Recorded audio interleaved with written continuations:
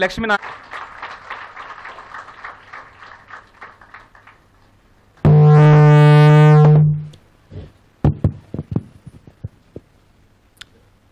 ఒక మంచి కార్యక్రమంలో ఈరోజు పాల్గొనడానికి ఒక అవకాశం దొరికింది. ఆ అవకాశాన్ని కల్పించిన శ్రీ ఏడుకొండల గారికి ధన్యవాదాలు తెలియజేస్తున్నాను. ఇందాక ఏడుకొండలు మాట్లాడుతూ ఒక చిన్న ఫోన్ కాల్తో అనేక మంది జీవితాలను ఆయన కాపాడారు అని పెద్దలు సుఖేందర్ రెడ్డి గారి గురించి మాట్లాడారు. ఎందుకంటే వాళ్ళ పేరులోనే సుఖేందర్ రెడ్డి ఉంది. అంటే ఆయన సుఖాన్ని అందించేవారు, అది కూడా గుత్తగా అందించేవాడు. అంటే చాలా పెద్ద మొత్తంలో అందిస్తారు ఆయన, కాబట్టి ఆయన సార్థక నామధేయుడు అనమాట. కాబట్టి అటువంటి సుఖేందర్ రెడ్డి గారు, ఆ తర్వాత జయప్రకాష్ నారాయణ గారు సమాజాన్ని, యువతను ముఖ్యంగా ముందుకు తీసుకెళ్తూ వాళ్ళలో చైతన్యాన్ని నింపుతూ సమాజం పట్ల చక్కని అవగాహనను పెంచుతూ దేశానికి ఉపయోగపడే పౌరులుగా మార్చాలన్న ఒక సంకల్పంతో ఉన్న జయప్రకాష్ నారాయణ గారు. తమిళనాడులో రజనీకాంత్ ఉంటే మాకు రజనీకాంత్ ఉన్నారని చెప్పేసి మా TV9 రజనీకాంత్ ఉన్నారు. కాబట్టి ఇటువంటి వారంతా సభకు రావడం అన్నది చాలా ముఖ్యమైన విషయం.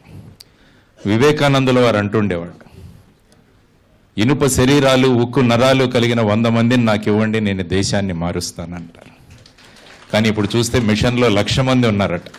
అది ఏడుకొండల వారు చెప్పిన విషయం. అంటే ఇనుప శరీరాలు, ఉక్కు నరాలు ఉన్న 1,00,000 మంది మీరు సంకల్పిస్తే ఖచ్చితంగా సమాజంలో మార్పులు మనం తీసుకురాగలమన్నది మీరందరూ కూడా చేసి చూపించాలని మేమందరం కూడా కోరుకుంటున్నాం. భగవంతుడు ఒక మనిషిని తయారు చేసినప్పుడు ఆ మనిషి అటు ఇటు వెళుతున్నప్పుడు అతన్ని మళ్ళా అదే మార్గంలో నడిపించడానికి ఎవరో ఒకరిని కూడా సృష్టించి పెట్టుంటాడు ఆల్రెడీ. ఎందుకంటే ఏడుకొండల గారి ద్వారా ఒక ఖచ్చితమైన ఒక దిశగా వెళ్లాల్సిన సంకల్పం భగవంతుడు చేశాడు. కానీ ఆ సంకల్పం నుంచి కొద్దిగా పక్కకు తప్పుకుంటున్నప్పుడు వీనస్ గారు లాంటి వాళ్ళు వచ్చి ఆయన్ని మళ్ళా అదే మార్గంలో తీసుకువెళ్ళారు. సో ఆ విధంగా ఈ సంకల్పం ఏదైతే ఉంటుందో ఆ సంకల్పం ఎప్పుడు కూడా గొప్ప వ్యక్తులకు మార్గదర్శనం అప్పుడప్పుడు దొరుకుతుంటుంది. కాబట్టి అటువంటి వ్యక్తులు సాధారణంగా మాకేమంటుంటారంటే, ఏ డిపార్ట్మెంట్లో పనిచేసే వాళ్ళకి ఆ డిపార్ట్మెంట్ ఫ్రీ అంటారు. అంటే రైల్లో పనిచేసే వాళ్ళకి రైల్వే ఫ్రీ,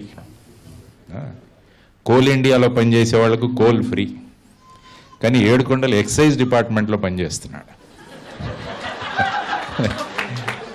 చెప్తున్నా కావాలంటే నషా ఫ్రీ అతనికి, కానీ ఆ నషాను ఒప్పుకోలేదు. వేరే నషా పట్టుకున్నాడు, సమాజాన్ని మార్చాలి అన్న నషా పట్టుకున్నాడు. ఆ మత్తులో ఉన్నాడు. అది చాలా గొప్ప విషయం. కాబట్టి సమాజ సంక్షేమమే నా ధ్యేయం అనే మత్తులో మునిగిపోయిన ఏడుకొండలు మిమ్మల్ని అందరినీ కూడా ఉన్నత స్థానాలకు తీసుకువెళ్ళడానికి ప్రయత్నం చేస్తున్నాడు. కాబట్టి ఎంతోమంది విద్యార్థులు గ్రూప్ 1 వచ్చింది, తర్వాత అమ్మాయి డిప్యూటీ తహసీల్దార్, వీళ్ళంతా స్టేజ్ మీదకి వచ్చారు. కాబట్టి మీరందరూ కూడా ఇప్పుడు మీ ఉనికిని కోల్పోయారు. మీరందరూ కూడా ఏడుకొండల గారి శిష్యులు. అందువల్ల మీరు డిపార్ట్మెంట్లో చేసే ప్రతి పని కూడా అది ఆయన మీద రిఫ్లెక్షన్ వస్తుంది. కాబట్టి మీరు మంచి పని చేస్తే ఏడుకొండలు బ్రహ్మాండమైన వారిని సమాజంలోకి ఇచ్చాడని అందరూ అనుకుంటారు. సో ఆ విధంగా మనం అందరం కూడా చక్కని కర్తవ్యాలు అందించడం చాలా అవసరం సమాజానికి. ఎందుకంటే మీ నుంచి ఏదైనా ఒక చిన్న తప్పు జరిగినా ఆ తప్పు మీకు వెళ్ళదు. ఎవరికి వెళుతుంది?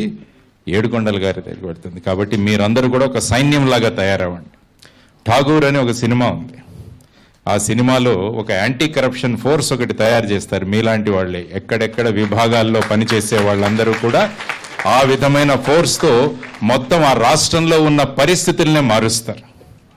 సో అదే విధంగా ఇక్కడ కూడా మిషన్ వాళ్ళు ఎక్కడ ఉంటే ఆ ఆఫీసులో అవినీతి ఉండదు అన్నది మీరందరూ కూడా అక్కడ సార్థకం చేయాలి.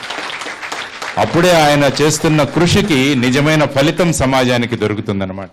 సో ఆ విధంగా అతను మీ అందరి యొక్క సమాజంలో మీకు కావలసిన గుర్తింపు కోసం ఆయన పనిచేశారు. ఆయన గుర్తింపు కోసం మీరందరూ కూడా ముందుకు రావాలని నేను మనస్ఫూర్తిగా కోరుకుంటున్నాను.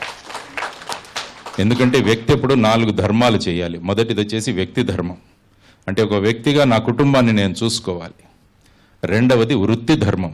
నేను ఏ వృత్తిలో చేస్తున్నానో ఆ వృత్తికి ధర్మం చేయాలి నేను. మూడవది వచ్చేసి సామూహిక ధర్మం. అంటే ఇప్పుడు ఏడుకొండలు గారు చేస్తున్నది సామూహిక ధర్మం.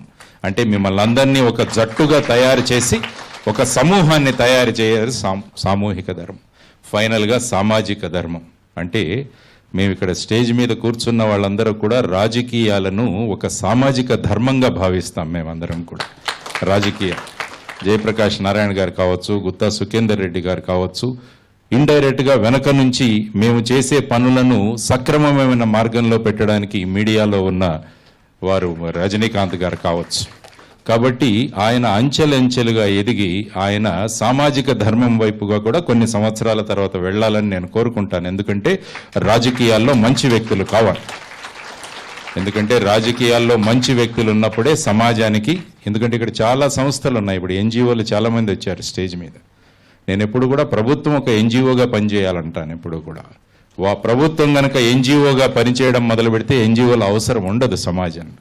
కాబట్టి ఆ విధంగా ఆయన 4వ ధర్మం కూడా నెరవేరుస్తారని మనస్ఫూర్తిగా కోరుకుంటూ, మిషన్ అన్న పేరుతో ఒక గొప్ప ఉద్యమాన్ని ఆయన ముందుకు తీసుకెళ్తూ మిమ్మల్ని అందరినీ కూడా దేశానికి రాష్ట్రానికి ఉపయోగపడే పౌరులుగా తయారు చేస్తున్నందుకు వ్యక్తిగతంగా శ్రీ ఏడుకొండలు గారిని, వారి కుటుంబాన్ని ముఖ్యంగా అభినందించాలి. ఎందుకంటే ఏ వ్యక్తి అయినా ముందుకు వెళ్ళాలంటే కుటుంబ సహకారం చాలా అవసరం. కాబట్టి కుటుంబ సహకారం ఉన్నప్పుడే ఇంట గెలిచి రచ్చగెలువు అంటారు అందరూ కూడా. అందువల్ల ఆయన ఆ విధంగా ఇంటిలో, అవి నవ్వుతున్నారు, ఇంట్లో గెలిచారో లేదో నాకు తెలియదు కానీ తర్వాత వెళ్ళిన తర్వాత ఏంటి అలా సార్ అన్నారని అంటారు. సో ఆయన ఇంట్లో గెలిచి బయట వచ్చి సమాజాన్ని ఉద్ధరిస్తున్నారు. కాబట్టి అటువంటి వారిని ఇంతకుముందే రజనీకాంత్ గారు చెప్పినట్టు ఆ రోజు మేము ఆ మీటింగ్లో కూర్చున్నప్పుడు ఒక్కొక్క వ్యక్తి గురించి చూస్తుంటే ఎంతో ఆనందంగా ఉండింది మాకు. అంటే ఇలాంటి అన్సంగ్ హీరోస్ కూడా సమాజంలో ఉన్నారు. వారెవరికి పాపులారిటీ, పబ్లిసిటీ అవసరం లేదు వాళ్ళకి, కానీ అది మా ధర్మం అని చేసే వ్యక్తులు కూడా ఉన్నారు. అందులో ముఖ్యంగా ఏడుకొండలు గారిని చూడగానే ఇందాక వారు చెప్పినట్టు మేమందరం కూడా యునానిమస్గా ఎన్నుకున్నాం. ఎందుకంటే అందులో చాలా మంది వచ్చారు కానీ ఏడుకొండలు అంటే అందరూ ఎస్ అని చెప్పారు. కాబట్టి అటువంటి వ్యక్తిని ఈరోజు మళ్ళా కలవడం, ఆయన ద్వారా మీరందరూ కూడా ముందుకు వెళ్ళడం. ఇందాక వీనస్ గారు మాట్లాడుతూ ఒక మాట చెప్పారు, ఆయన పేజీ పై పేజీ గుర్తుంటుంది అని చెప్పేసి. 5 నిమిషాల్లో ఒక పేజీని ఆయన అలా గుర్తుపెట్టుకునేవాళ్ళని. ఇటువంటి లక్షణం వివేకానందుల వారికి ఉండేది, స్వామి వివేకానందుల వారికి ఉండేది. ఆయన లైబ్రరీ నుంచి పెద్ద పెద్ద పుస్తకాలు తెచ్చుకొని మరుసటి రోజులో రిటర్న్ ఇచ్చేసేవాడు. ఆ లైబ్రరీకి డౌట్ వచ్చింది, ఇతను చదువుతున్నాడా లేదా అని. దానికోసం ఒక పరీక్ష పెడతాడు. ఆయన ఏ పుస్తకంలో ఏ పేజీలో ఏది ఉందో చెప్పమంటే వెంటనే చెప్పేవాడు ఆయన. కాబట్టి అటువంటి ఏకసంతాగ్రాహి, ఫోటోగ్రాఫిక్ మెమరీ అంటాం దాన్ని. అది ఏడుకొండలు గారిలో ఉన్నట్టు వీనస్ గారు చెప్పడం జరిగింది. అది మీ అందరికి కూడా వచ్చే అవకాశం ఉంది. ఎందుకంటే మనం చదివేటప్పుడు పూర్తి శ్రద్ధ పెట్టి చదివితే ఏది మర్చిపోం. చదివేటప్పుడు మిగతా విషయాలు ఆలోచిస్తూ చదివితే మనకు ఒక లైనే గుర్తుంటుంది. కాబట్టి ఆ విధంగా మీరు ఫోకస్తో ఆ విధంగా ముందుకు రావాలని, మిషన్ సంస్థకు 9 సంవత్సరాలు నిండింది. కాబట్టి రాబోయే కాలంలో మిషన్ సంస్థ ఇంకా గొప్ప విజయాలను సాధించాలని మనస్ఫూర్తిగా కోరుకుంటూ, ఇటువంటి చక్కని ఫంక్షన్లో పిలిచి మీ అందరితో మాట్లాడే అవకాశాన్ని కల్పించిన శ్రీ ఏడుకొండలు గారికి మనస్ఫూర్తిగా ధన్యవాదాలు తెలియజేస్తూ, మిషన్ను ముందుకు తీసుకువెళ్ళని సూచిస్తూ సెలవు తీసుకున్నాను. నమస్కారం. జై హింద్. భారత్ మాతాకి జై. ధన్యవాదాలు సార్. As always